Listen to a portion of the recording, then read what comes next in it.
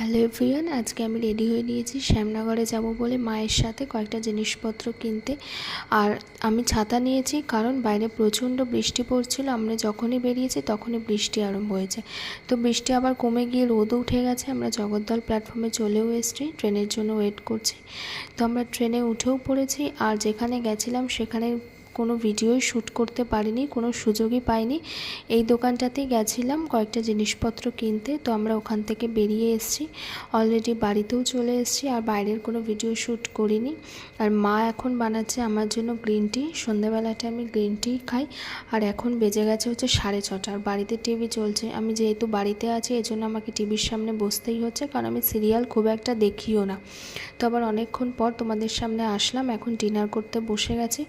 এবার সেইভাবেই আমার সন্ধেটা কাটলো। তাহলে চলো ভিডিওটা আজকে এখানেই শেষ করছি। ভালো লাগলে অবশ্যই লাইক, শেয়ার অ্যান্ড সাবস্ক্রাইব করে দিও। আজকের মতন টাটা।